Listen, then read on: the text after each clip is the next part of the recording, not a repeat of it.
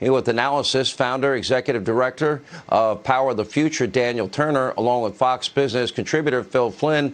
Phil, I mean, the main thing is how does this impact people? When you have a 40-year high of inflation, and Wharton School of Economics says that's going to impact, that inflation alone will impact American families between $3,500 to $5,000 annually. Now we're looking at these gas price increases. The predictions now are that will cost families an additional $2,000 a year. Americans cannot afford this type of money we're talking about here. What's your take? They can't. They can't. That is what I call the misery index live. You know, I'm an oil and gas analyst, and when gasoline prices go up like they do, my phone rings off the hook, and I feel the pain in their voices.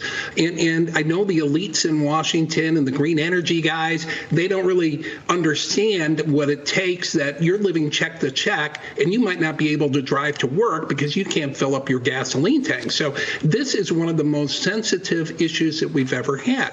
The Biden administration, though, coming in, basically said, hey, if I'm president, your gas prices are going to go up. He said he was going to be the most green energy labor. You know, he was a believer in the Green New Deal or Biden's green energy plan. And guess what? You're seeing that green energy price deal at the gas tank right now. You know, maybe it's me, Daniel, but I think it's beneath the United States of America, especially with the vast amount of natural resources we have, energy resources to be specific, to turn around and start kissing the asses of mullahs in Iran, murdering dictators in Venezuela, and kissing the asses of OPEC nations that have already rejected Joe Biden's begging and pleading to produce more oil. I think it's beneath us. Do you? Absolutely, especially considering the amount of resources we have here in America. Just today, Sean, after the president's remarks, he went to Houston for another purpose. And Houston's the capital of America's energy industry. Imagine the statement it would have made if he said, while in Houston, I want to meet with the oil and gas industry executives. Even just the political win of saying he sent an olive branch. And I think he purposely didn't do that because he wants to send a message to the environmental left. When he was running for office, he told his supporters he wanted to put oil and gas executives in jail.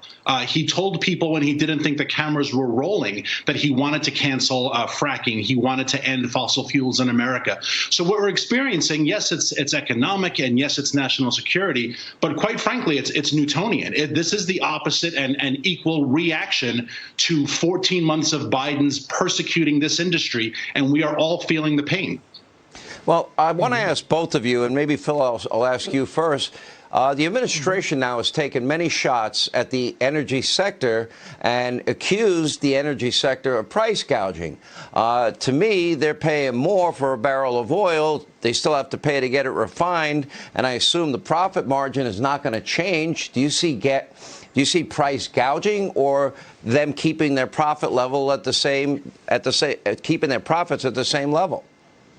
Well, it's a reflection of the rising cost of oil that is caused by Joe Biden. And no, there's absolutely no gouging. Listen, this is an administration that, listen, follow the money or the lack of money, right? This is an administration that's own Treasury Secretary, Janet Yellen, okay, went to the banks after the G7 energy deal and said, listen, we want to make sure that no banks lend money to fossil fuel companies unless absolutely necessary. They've weaponized the Federal Reserve to go after banks to look at their carbon footprints and say, hey, if you're lending money to U.S. oil and gas, you could be it could be a crime against climate. We're going to go after you. They're going after pension funds, investors. I have customers, Sean, whose banks have closed their accounts. Why? Because they're oil producers. That's un-American in my view, and I think that kind of pressure on pension funds and investors is what's really killing the U.S. energy industry right now. All right, thank you both for being with us. Daniel, Phil, we appreciate it.